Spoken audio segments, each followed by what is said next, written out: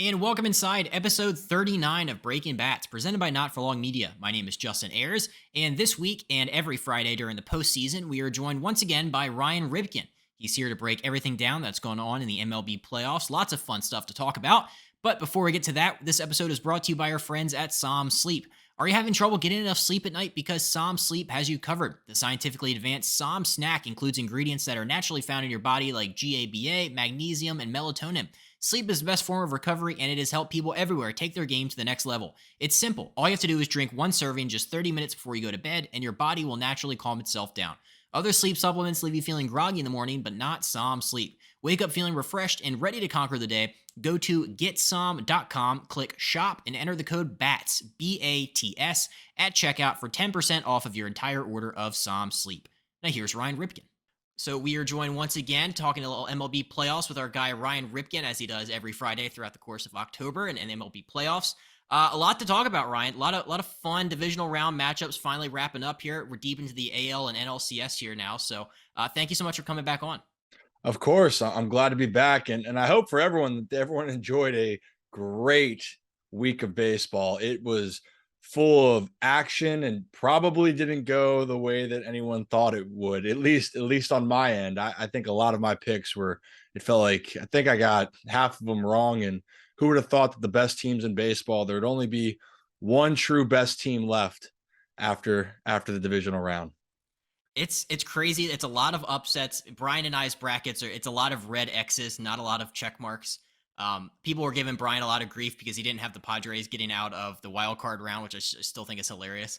But yeah, that's the fun of making picks, though. It's like, you're the man in the arena. It's like, if you don't like our picks, put some picks out of your own. That's what I always say. Oh yeah, so like on the 3-0 take, Kyle is so he went early. He went against the grain on a lot of these picks. He said the Phillies would get hot.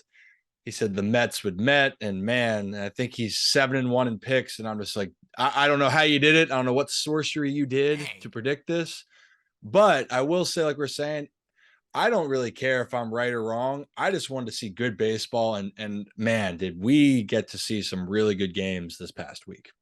Absolutely. It's 7-1. That should be that's banner hanging worthy, I feel like. So congratulations to Kyle over 3-0 take. I mean, that's fantastic. I think I'm like 1 for or 3 for whatever. I don't think we're not shooting very high, but you know what? We There's a lot of stopped baseball counting. left. Yeah. Yeah, a lot of baseball left, but right now the numbers are a little blurry. I can't remember. Absolutely. So talking about divisional round, talking about shocking upsets.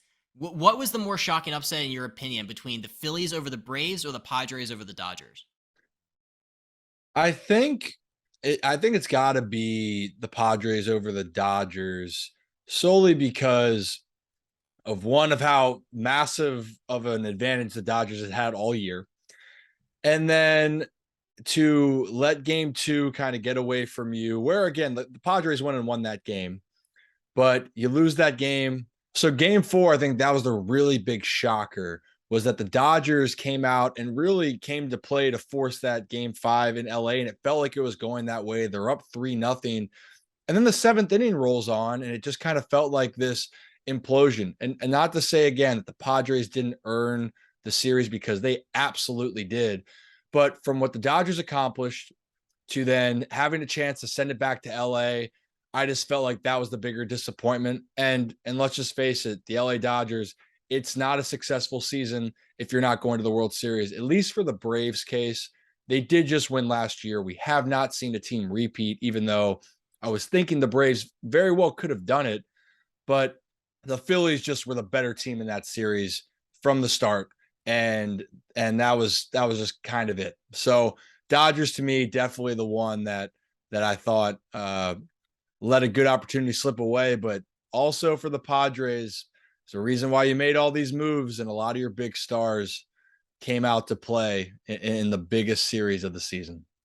Absolutely. I mean, there's a lot of crazy stats that came out of that Padres and Dodgers series. The 22 win gap between the two teams in the regular season is the largest for a postseason series winner since 1906. 89 wins versus 111 wins for the Dodgers. It was, there's really not a wrong answer because I think both of them are equally as shocking. I mean, the Phillies and Braves, the Braves being obviously defending World Series champions, we're not going to have a back-to-back champion. So And then the fact that they snuck into the playoffs. So both of those series are just insane, and I loved watching every minute of them. To go back to the Padres and Dodgers, though, you're right. The Padres obviously beat them in 4 games. I read an article. Obviously, this is from the LA Times, so it's probably a Dodgers slanted article, but it talks about how that loss to the Padres was like it's the biggest disappointment in Dodgers history. Is that an overreaction, or is that kind of warranted given the circumstances? Probably somewhat of an overreaction. Just from I'd have to go back and look at the history, but I will say this, the dominance that the Dodgers had to the franchise records that they had, the team that they had, it is one of the more disappointing seasons because of the aspirations that you had. And like we said, there's a few organizations out there where every single year it is World Series or bust. And in this case, the Dodgers are one of those teams, and they went and proved that they were the best team in baseball. And what's so disappointed is that you falter in the division series, and which was worse is you do it against a team that you have recently just owned. You have dominated the Padres. So it's just more insult to injury, or it's more salt in the wound. Whatever saying you want to do, it has to be probably one of the most infuriating playoff exits that the Dodgers have had in a long time.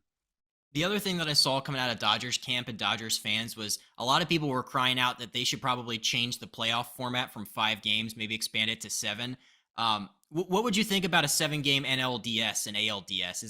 Is that warranted, or do you think that that's just kind of is that more of just loser talk from the fact that you lost to the Padres? I think it's definitely that. I mean, look, the formats have changed so much. I still felt it. I've had more conversations about adding the wild card series because it takes away kind of the importance of winning your division. I know they say you win your division, and you're going to get a bye, or for the most case, sorry, the top 2 teams get a bye.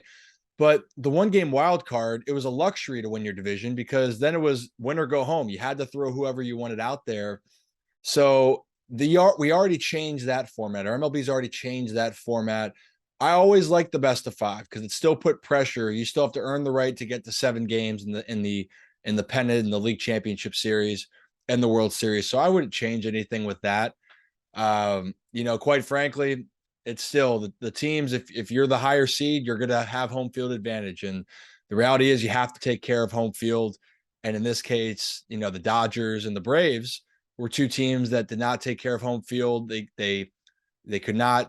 The Dodgers and the Dodgers and the Braves had opportunities, and the Phillies and Padres pounced on those opportunities and did not look back at home. And I think that is really what it comes down to. So we'll see. I'm sure Major League Baseball will have some things up their sleeve in the future, but 7 games in the DS series, I think, is not one of them. Another thing I keep seeing, and I didn't even realize this was a thing until the playoffs, was just like restricting out of market ticket sales. So like you're trying not to have, for example, a bunch of Dodgers fans in San Diego and vice versa. Like that kind of like I guess it happens in all sports. I think the Tampa Bay Lightning were famous for that in hockey, where they just restricted it by zip code. It was pretty ruthless in the way they were not allowing opposing teams fans in there. Does that kind of rub you the wrong way, the same way it does me, or does it like, hey, it's their stadium, they'll run it, they want to have it packed with home fans? I go back and forth because I do love the home atmospheres when teams get to go home and play in front of their fans. But I also do think that fans should have the opportunity, no matter who you're a fan of, because I also love the banter that goes on of having opposing fans in the stadium. I think that just it's good for the sport, it's good for the fan experience. But I don't blame teams for wanting to do that. I mean, look, if you could get all Phillies fans, all Padres fans, and maybe that's, was the majority there, obviously, for those games, but you heard Philly rocking, you heard San Diego rocking. Home field definitely does matter. And I don't know if there's a right way, but I think that that's going to be a debate that we're going to see moving forward. But I want fans to enjoy the experience in whatever way that can be. I think is the most important. Absolutely. The other thing that I had about that Dodgers and Padres series, and then we'll move on, was just how great San Diego's 7, 8, and 9 of that lineup is. Where like guys like Grisham and Nola and Profar, like at the bottom of the order, provided so much spark, and like how much like confidence does that give a team where that guys at the bottom of the order can still produce like guys at the top of the order can. Oh, it's extremely important, especially if they hope to advance to the World Series. That's what you need. You need a complete team effort, and sometimes it's unsung heroes that get you to that point. It's either that your stars are the catalyst for your team. And right now, the Phillies, that's who it's been. It's been their stars. It's been Harper. It's been Castellanos. It's been their starting pitching. For the Padres, like you said, it's been Machado, big part of it. They've had great pitching performances. Haters looked like the hater of that we're used to seeing of old. But you're right, their bottom order picked up with Juan Soto still trying to figure it out. And Trent Grisham, I mean, how about him? He had a really rough season. And to see him come into the postseason and do what he has done is unbelievable. And you're right, that gives a team confidence, and it gives opposing teams more doubt or more worry that when you get to the bottom of the order, it's not an easy out, and it's going to make situations that more tense and stressful. So, but right now, as we know, the Padres are going to need it. The Padres are going to need it because the Phillies are coming, and they are on a mission. Were you one of those guys that liked being penciled into the same spot in the order, or did it not matter? Because I see like the Padres lineup, and they've kind of adjusted their 1 through 6, but I feel like they've left that 7, 8, 9 pretty much intact. Mhm. Did that ever like matter to you? And like, what was your take on that? For me, if I was, to be honest, if I was playing, it didn't matter where I was in the lineup. I think when I was younger, it might have bothered me more, where you feel like there's a pride. Oh, I want to hit at the top of the order. I want to hit in this specific spot. Where I love to hit, hitting in the 3, 4, 5 range. Like I love the 5 hole. I thought it was great to come up and usually had a chance to drive runners in. That was a lot of fun. But when, later on in like 2019, I was hitting, I think when I got moved up to AA, I hit anywhere from 9 to 4. And I didn't care where I was hitting. It changes obviously maybe your mindset a little bit, and maybe less pressure in the 9 hole than the 4 hole. But to be honest, I just like being in the lineup. You can pencil me in anywhere, and I'll be a happy camper. Yeah, absolutely. I thought that was interesting. Yeah, because they're moving guys like Cronenworth up and Drury up, and I'm like, all right, well, is Trent Grisham going to get moved up? No, But he's that's the thing. You're right. Some guys like Trent Grisham's a great example of, because he had such a rough year. If he's having so much success, don't change anything with him. Let him ride where he's comfortable. The Orioles did it with Jorge Mateo when he got hot for a little bit. And I know his numbers, if you look at his average, is still low, but for those who followed the team, he got going. And the Orioles, people were saying, well, maybe we want to put Mateo up in the leadoff or higher in the order. He goes, no, he's comfortable down there, and he's able to turn the lineup over. So let them ride where they're feeling good and hot. And I'm sure that that's a similar thing with Grisham, where don't mess with something. If it ain't broke, don't fix it. That's yeah. I mean that has to be it. That's a great point. We interrupt this episode to bring you a word from the official sponsor of Not For Long Media and the Breaking Bats podcast, the Original Fudge Kitchen. It is a staple of the Jersey Shore with 6 locations in Cape May, Wildwood, North Wildwood, Stone Harbor, and Ocean City. The Original Fudge Kitchen makes all of their fudge in store, guaranteeing a delicious product. So stop by and let them know that Not For Long Media sent you. I'm such a big fan of the month of October and fall in general, and the Original Fudge Kitchen has so many great fall and Halloween treats available. Their Instagram is fantastic, so be sure to check them out at the Original Fudge Kitchen on Instagram to see everything that I'm talking about. But if you aren't able to visit in person, they ship all across the country. Be sure to check them out at fudgekitchenswithanS.com. That is fudgekitchenswithanS.com. The Original Fudge Kitchen is shipping fudge and sweet treats all across the country. Now here's more Ryan Ripken. Phillies and Braves series. I mean, obviously, like we talked about, they're not going to have a repeat champion. The Braves last year aren't going to win it this year. The Braves manager said after that they just simply flat out ran into the hotter team. Is that deflating? Where guys know that like probably the Braves have more talent throughout the course of their roster, but just running into a buzzsaw and a juggernaut like the Phillies are right now. I mean, that's got to suck for them. Yeah, honestly, it seemed like they had the most effect of having 5 days off. I think it was the Braves, because they had all that momentum from sweeping the Mets at home, feeling great, all that energy, finally overcome the Mets lead, and there you are. It's your division again. And then the Phillies have to sneak their way in. And then game one really was the tone setter when Atlanta couldn't come back late and Philly brought it to them. It was Castellanos and Harper. And They set the tone for that series. Game 2, the Braves obviously fought back, but Philly's such a great sports town. They were ready to rock there. And people forget that the Phillies do have some great arms. And even though they had their struggles, they do not lack that star power there. And it showed. And the Braves, like we just were talking about, they did run into a team that just seemed destined to win that series. And right now, the Phillies, to me, are playing with that confidence. And if Kyle Schwarber can get going, which he did not get going in the so far in the playoffs and in the NLDS, I think the Phillies lose the series with the way their other players are playing. It's certainly looking like that. I mean, game one, obviously, we're taping this on Wednesday, so on Tuesday night, game one in the NLCS didn't go the Padres' way. Very briskly played game. I was looking down, I was doing some other work. I was like, oh, it's over. It was 2-0. Zach Wheeler with a gem. I mean, both pitchers pitched great, but Wheeler went. I think he went 7, 1 hit. Incredible stuff. And then Kyle Schwarber hit a ball 120 to Mars. Yeah. And that's the point right there. Is in a 2-0 game, your 2 stars for the Phillies were the main reason on offense you won the game. Not the main, they were the reason you won. So, and Kyle Schwarber is at that type of impact player, and that's got to be a really awesome thing if you're a Philly fan, and that's a really scary thing if you're rooting for the Padres. But if Kyle Schwarber goes into the Hall of Fame, he'll have Nationals written on there because people forget. People will forget. Yeah. And I like that sometimes where you're like, you go to the Hall of Fame and on their plaque, it's like, oh, he was an Oriole for 1 season. It's like, I don't know. Jim Thome.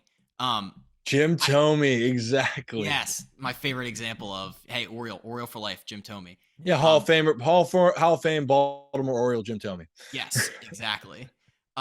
Sticking with the Phillies, though, I saw a great tweet from Jared Carrabis, and it was actually kind of intriguing, where he said that he wants to know when we can start talking about Zach Wheeler as one of the best free agent contracts of this generation. And immediately, as the Nationals fan in me got pissed off, I was like, well, I mean, it's Scherzer. But then I started digging into it, and I'm like, 5 years, 118 mil, compared to what some of these other pitchers are getting for a guy that was second in Cy Young and is obviously shoving in the playoffs. Like, should we give more respect to the fact that Zach Wheeler and just everything about him? Absolutely. And I think that is the takeaway so far of this Philly season. They were overshadowed by the bats that they brought in. That the big names, the Harper, the Castellanos, Schwarber, like guys who were probably those are more household names recently as far as hitters. And right now, offense is the thing that people love to see. And because Wheeler wasn't considered one of those top guys, he went under the radar for those reasons. But make no mistake, and if you watch game 1 of the NLCS, Wheeler is a guy. He is a dude, and he's showing that. And obviously the deal that they signed, kudos to the Phillies. In hindsight, right now, they look like the smartest men on the planet. But also testament to Wheeler to continue, it seems, it just felt like he's just getting better. And this might just be more things to come as we continue to see his career move forward with the Phillies. You're right, because I remember when they signed that contract in the 2019 offseason, I was like, all right, I mean, he was okay. He was good sometimes for the Mets. His ERA that last year, I think it was like 3.9. So I'm like, all right. But since joining the Phillies, I saw he leads the majors in innings, and his ERA is the 6th best amongst starting pitchers in that time frame. So return on investment, pretty good. Pretty good. Some would say they would take it. Yeah. I mean, I saw Garrett Cole, 9-year, 324.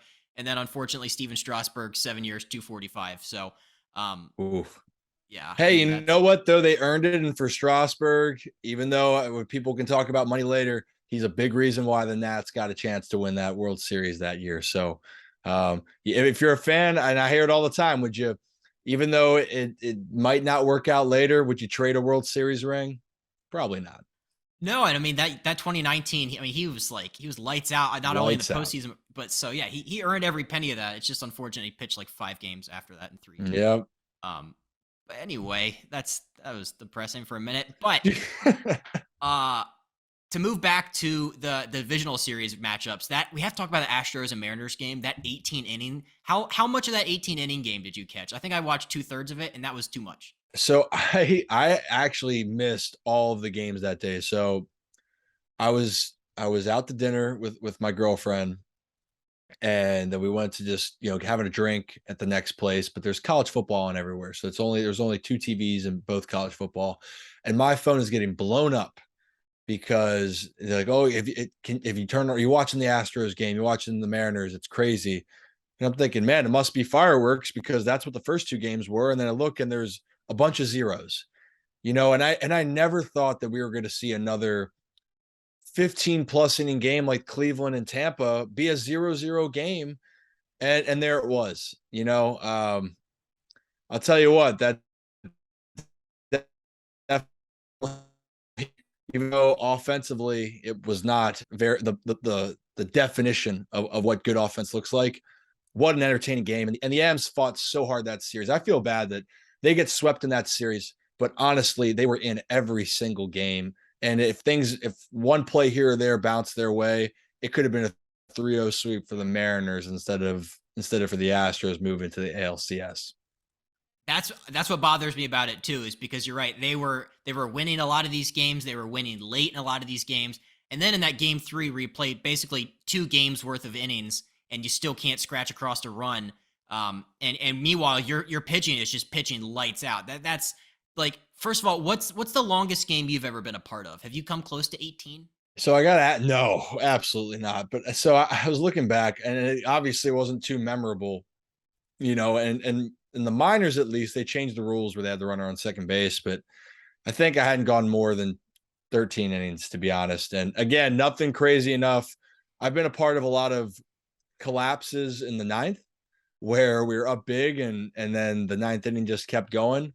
And then maybe we went to the 10th or 11th and we lost the game. Been on more on those ends than the positive. So, but nothing like we've seen so far in the playoffs. And I always wanted to, though. But to be honest, from what I've heard for guys, if it's not in the playoffs, usually it's not too worth it. Well, I guess the flip side of that would be you get all these extra at bats, but you could be like Jose Altuve and go 0 for 8, which that's got to be the worst feeling ever. Where it's like I have again 2 games worth of at bats and I can't get a hit at any of them. Well, that's the thing too. It's like if you're feeling good that game, you want the game to continue going on. But if you are not seeing the ball well, you want this game to end now. Please be over. And I remember actually I was with the Orioles organization. I wasn't a part of this game, but I think the Delmarva Shorebirds were in a marathon of a game, and we were on the bus. And I was checking. I'm like, oh my goodness. And I might have been in Aberdeen. It might have been my first year. And I remember looking at it going, well, this game will not end. But the thing was, I was looking at it, I'm like, let me check the numbers. And I'm like, oh no, everyone's like, okay, everyone has a hit except this one guy. And I'm like, oh gosh. And I'm not even thinking about, man, that's a crazy game. I'm like, someone get him a drink or something after the game, please, because it hurts me to see the offer keep stacking up. They're battling, and the other thing with that too is that like the fans are just as big of a part of that game as the players are, because I don't think the fans in Seattle sat down the entire time extras was going. They would show them and they'd still be up cheering, but like, damn, that was a 6.5-hour game or whatever. They waited 21 years. They waited 21 years fair. for this moment. And yes, no runs happened, but you won an entertaining game that was going to stress you out. You got double the action. So I feel for Seattle, but I will say this. I think that they are going to be in a great position moving forward. Houston's dominance is going to end at some point. It's not now, though, but Seattle looks to be right there, which if you're a fan of the Mariners, I think you're going to see more postseason trips in their future with the hopes of finally breaking through to the World Series. How great would that be? Passing the torch from the AL West, from the Astros to the Mariners, and I want to see the Mariners go on that kind of sustained run of success like Houston has. I mean, that's all I really want. I've obviously become a big Mariners fan this year, right? For a guy Adam Frazier and everybody. But yeah, I mean, that team is so young too. They're going to be in it every year. And with Julio Rodriguez at the helm for what was it, 9 or 12 years or whatever. I mean, it's gonna be great. Yeah, he is the real deal, and Seattle fans can be very happy about it. Now, I don't know if we're going to see what we've seen with Houston, 6 straight ALCS appearances. Yeah, I don't think that they are talked about enough, but like they are talked about actually enough negatively. And I understand everyone is not over the trash cans and the sign stealing and all that stuff, specifically Yankees fans and Dodgers fans.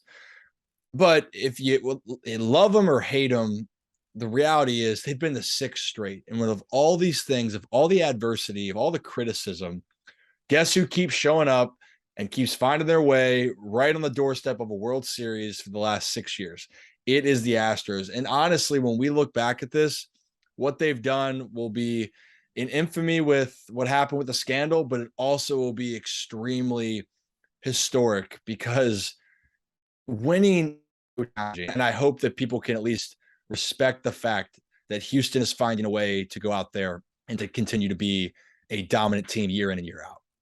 It's a great point. Yeah, I mean you're right. I don't think that gets talked about enough with them. I mean, six straight is just a run. It's especially going from changing managers, all the scandals and everything else. So that's an accomplishment in its own right. Well, and think about of teams that have kind of fallen off. Even after the Red Sox won the World Series, and they didn't fall off because they're going to spend money, but that next year wasn't very good. And obviously, things happened with Alex Cora getting caught up. So through all of the distractions and all the stuff, the Astros level of play never dropped.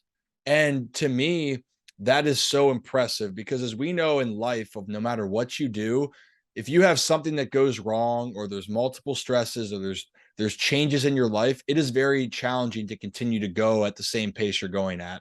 And for Houston to do that for 6 years, it's impressive. It helps when you have the second best hitter in baseball and Yordan Alvarez this season there, but kudos to the Astros. It's they deserve their due.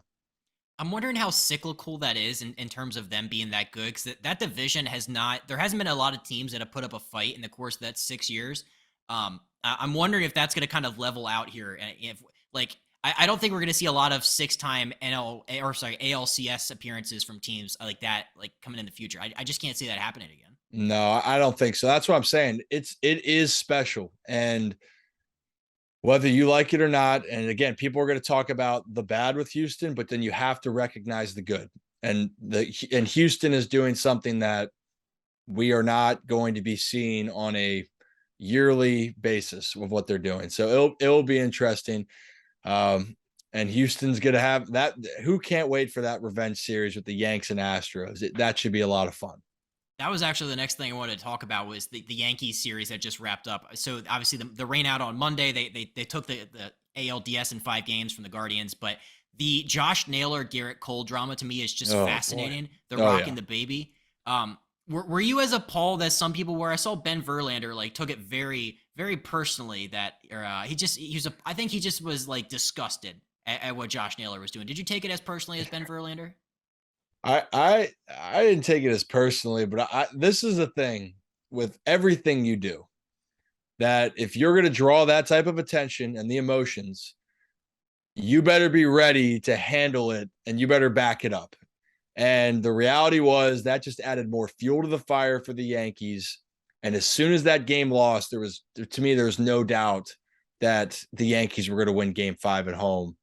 So the part that I don't like is drawing the attention to a team that's not maybe in a positive way. And of course, and I also didn't realize that he was doing it the entire time around the bases. I think that's new.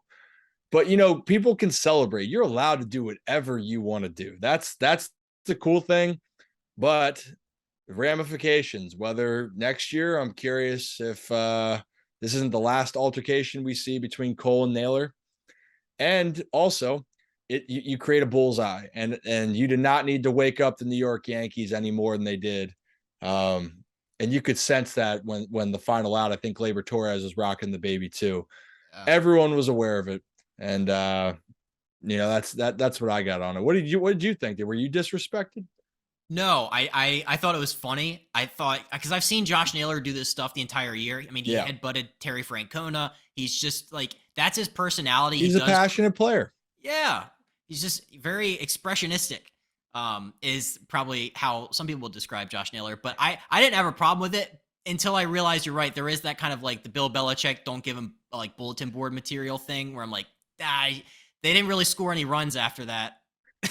And the thing is that you don't want to tick off a team. You don't want to tick off a player or a person anymore. Don't give them any reason, more motivation. I know that some people think, well, no, that's not true. You got to go out there and play. If you go in any sport and ask, if you see someone come and talk smack or talk trash, like I even saw in football the other day, DeMarcus Lawrence, and I love the confidence. You want to be confident, right? But DeMarcus Lawrence talking about that the Eagles haven't seen a team, or Jalen Hurts hasn't seen a team like the Philadelphia, or sorry, like the Dallas Cowboys defense. And what's Jalen Hurts and that offense do? They just run them out the building in the first half. Now the well, but the point being, you don't think that other people, it gives them a little bit more of a drive to prove you wrong. It's a real thing, and I, no doubt to me that definitely was in favor of the Yankees. Yeah, it would have been a little easier just to stomach all of this if the Guardians would have came out not as flat in Game 5, if they would have made it an actual game. But yeah. It's they woke no the Shane beast. Bieber, no Shane Bieber. Yeah, that was going to be tough. Well, like I understood that decision because I feel like all the injury concern, and Terry Francona loves him some Shane Bieber, so he didn't want to put him in harm's way. So for sure. Yeah, I understood that. I mean, but God, Savali was terrible. That's the thing is, you're in a big time spot and people forget Stanton has been here before. Stanton has thrived in the playoffs and he came up big yet again. So no, he should have no shame with how the outing went for him. My point was just starting the game. If the Guardians were able to start their guy, confidence would have been higher. But without that, and a very motivated and driven Yankee team that was coming back to the Bronx, and those fans were going to be charged up and going to be giving the Guardians grief and Naylor for all that stuff. Man, it's one thing if the next game was in Cleveland. Going back to New York, you knew that there was going to be a lot of hell to pay. Yeah, a lot of Yankees fans rocking the baby in the stands. It was tough.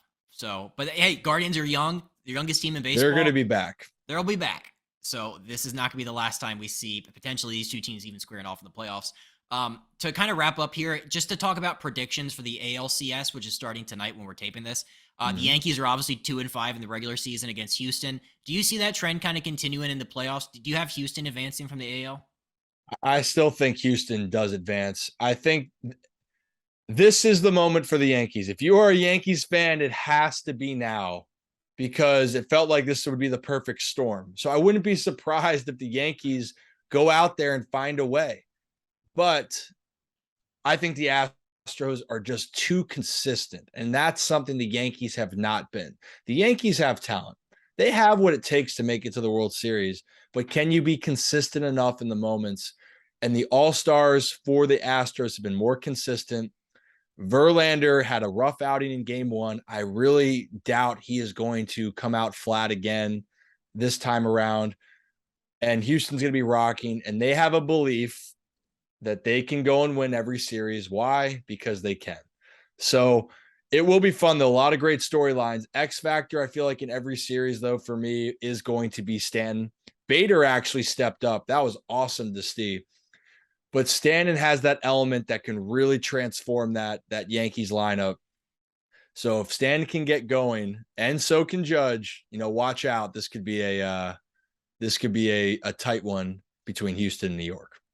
It's funny you mentioned Harrison Bader. That just feels like one of those guys that's going to be a Yankee for 10 years, like a Brett Gardner, just like he's going to be the spark plug. I just like, he feels like that feels like a great trade now. I didn't feel that same way at the like time. A month ago. Yeah. Or when Jordan Montgomery was pitching his heart out, and then Harrison Bader was still on the IL. Right. But yeah, that looking back, that's such a great deal for them. Bader brings that energy, and they need it. They need that type of play, that defense, the hustle. And if he can swing the bat like he did, but I think all of his homers were against Quantrill, was that right, or whatever? I think Bob Costas was saying, I think I can, say for sure that, Bader owns him or something like that. Yeah. But anyway, he looks like he fits what being a Yankee's all about. But should be fun. I'm excited. I think after we film this, I'm gonna go turn on the TV and see what's going on in the NLCS. But can't wait for the Astros Yanks, and should just get the popcorn ready. There's going to be some fireworks.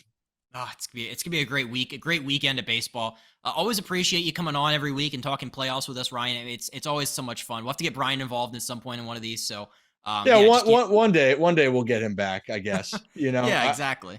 But always a pleasure.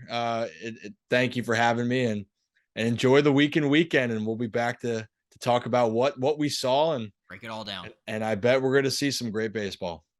And thank you again to our guest for this week, Ryan Ripken. Before we get out of here, we have two last quick things. We wanted to give a shout out to friend of the podcast, Actions Over Words. They're an apparel brand with the mission of encouraging people to use their actions instead of their words. Founded in Cape May, New Jersey by Alec Levin, Actions Over Words donates $5 of each sale to different charities around the world. Be sure to check them out at actionsoverwordsapparel.com and use the promo code N4L for 10% off of your entire order of tees, hats, hoodies, and more. And finally, check out the Not For Long Media family of podcasts. We have tons of great content for you to check out, especially during the fall. The Colin Thompson Show with our guy CT. Be sure to check out our other Not For Long Media podcasts, Two Girls, One League, and Odd G's with Harry Mays and Jason Martinez. Thank you again to Ryan Ripken, and we will see you guys next week.